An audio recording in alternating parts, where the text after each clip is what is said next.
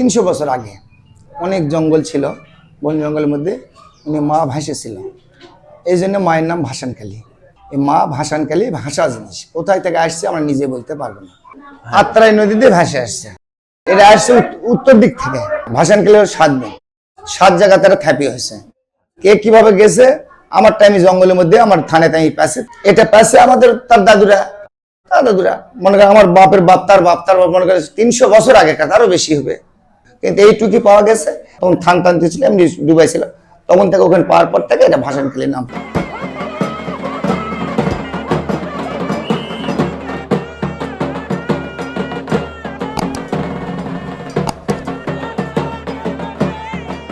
এই মুখা নিয়ে পূজা, এটা হলো মা। এই মুখা ছাড়া আমাদের পূজা হয় না। এরা বিভিন্ন প্রকার আসে, মুখটা আমরা খেলা করি এবং অনেক দৃশ্য দেখাই এবং অনেক কিছু হয়। এটা হলো আমাদের শ্মশানা মণ্ডপ, মানে মাথাতে খেলা করার পরে এটা 10 দিনে ঘট বসে। 10 দিনে ঘট বসানোর পরে 10 দিন ফুল জল দেওয়ার পরে আমরা রবিবারে শ্মশান করি, সোমবারে আমাদের মেলা করি।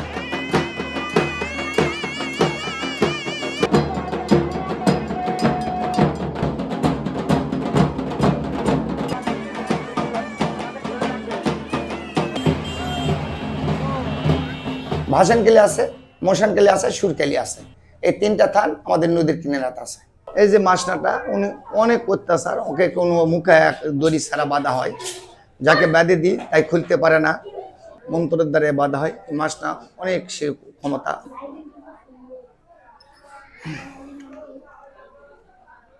এটা মা ভাসানকালী, উনি বড়, ইনি ছোট, উনি সম্পূর্ণ মানুষকে ভালো করে। উনি হলো মশানকালী, এটার ওজন বর্তমানে এখন 12 থেকে 13 কেজি হবে। ইনিও বান্ধে খেলা করা হয়। এটা হলো হনুমান। এই হনুমানটা আমরা খেলা করি মুখে বেঁধে, এবং এখন বর্তমানে 7 থেকে 8 কেজি হবে। হ্যাঁ, এরা যখন আগে আরো কম ওজন ছিল, কিন্তু যখন এদের মণ্ডপ জাগে ওঠে, এদের যখন আমরা ডাক দিয়ে বসাই, তখন আমাদের মণ্ডপগুলো সম্পূর্ণ মুখগুলো ভারী হয়ে থাকে। এটা হলো ডাকনি। এই সেটা,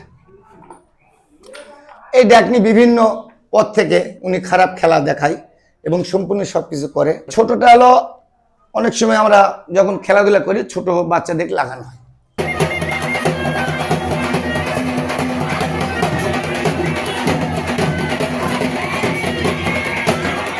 আমার ঘাটটা বেঁকা হয়ে যায়, যাওয়ার পরে মা আমার জ্যাঠামশাই বেঁচে ছিল, জ্যাঠামশাই আমি অনেক জায়গায় ডাক্তার কভারেজ দেখাছে, আমার এই নলিটা পিছনে চলে গেছিল, আমি পিছন থেকে দেখতে পারতাম।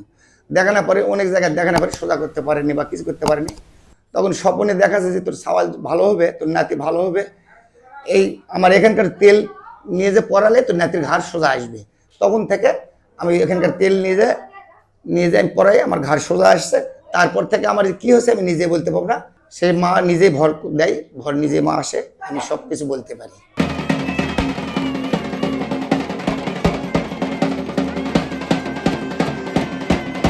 এই 1 বছর থেকে যে রুগীগুলো দেখবো, যাদের মানসিক টানসিক করা, এলে সম্পূর্ণ আমি ওখানে নিই। আপনি ভালো হচ্ছেন, ওখানে মানসিক দিতে হবে, আমাকে কিছু না। ওখানকার পূজা নেওয়ার দায়িত্ব আমার, চেক আপ দেওয়ার দায়িত্ব আমার, বলি নিব আমি। ওখানে শয়ে বলি হবে, কবিতর আসবে, পাষাণ আসবে, কাপড় আসবে, সম্পূর্ণ ওখানে আসবে। ওখানে আমরা নিয়ে বলি দেওয়ার পরে যার জিনিসটা এই নিশ্চিত চলে যাবে, আমাদের পূজা শেষ হবে, তবে এখানে এসে মেলা হবে। আর এলে সম্পূর্ণগুলো আমি এখানে সারা বছর এখানে তুই এখানটা কাজ করি, বছর অন্তর আমি থানে নিয়ে যাই। এই আজকে সম্পূর্ণ সব চলে যাবে, একটা এখানে থাকবে না। এখানে আমরা আসবে, এই মন্দিরে আসবে, এই মন্দিরে আমি প্রত্যেক দিন মঙ্গলবার করে ফুল জল করি, আমি ঠাকুর এখানকার।